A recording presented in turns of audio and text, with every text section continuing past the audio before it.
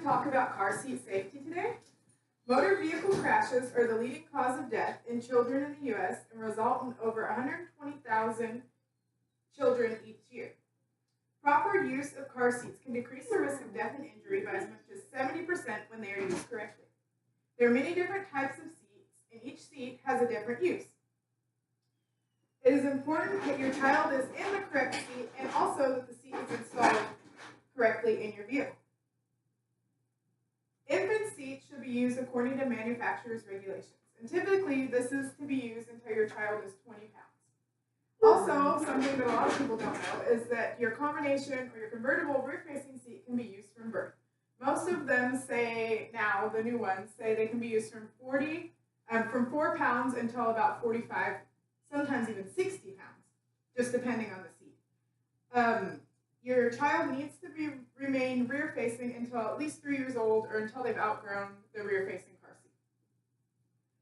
In both the infant and the rear-facing convertible seat, it's important that the chest clip that's clipped onto your child's chest comes at armpit level, not above or below or crisscross. It's got to be right at the armpit level, and that the straps on your child's seat come from below the shoulder, meaning when your child is seated, that the slot is coming from behind and below your shoulders and not above. It is also important that when you go to tighten the straps on your child's seat, that you cannot pinch any fabric on the seat. If you're able to pinch any fabric on the straps, then it's too loose and it needs to be tightened. As far as the law goes, they're all very vague, and in Kentucky and Tennessee, we just have very basic car seat laws.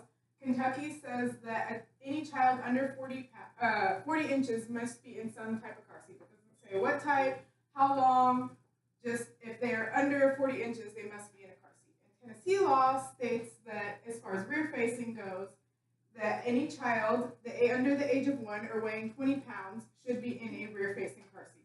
However, it's important to remember that these laws are not recommendations. The laws are just a combination between the recommendations and what they felt that they could reasonably enforce.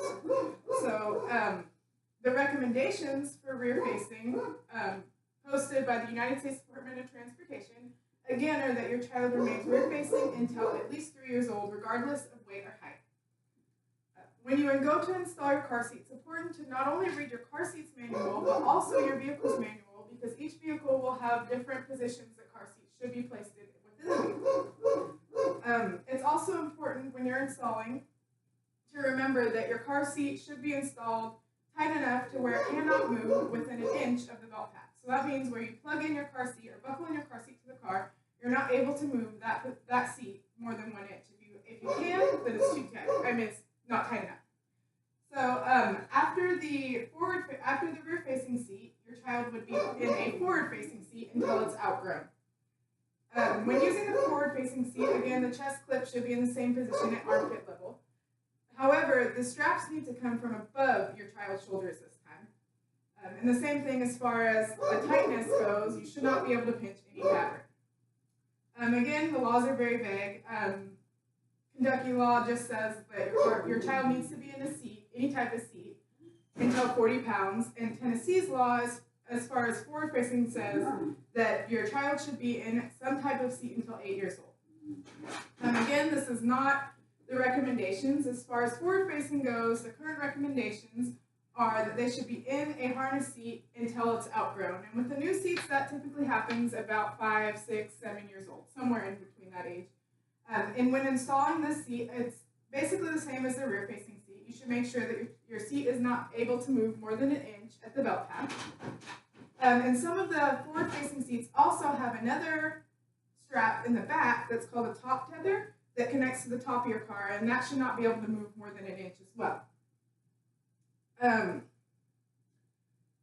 Make sure that your child, when you move to the booster seat, it's important to make sure that your child is mature enough to sit up and sit properly, and also that the belt reaches the proper position on your child when they're seated, meaning it should not come below the abdomen or on the abdomen. It should be right at the correct level. As far as laws go for booster seats, it just says both Tennessee and Kentucky say that your child should be in some sort of seat until 8.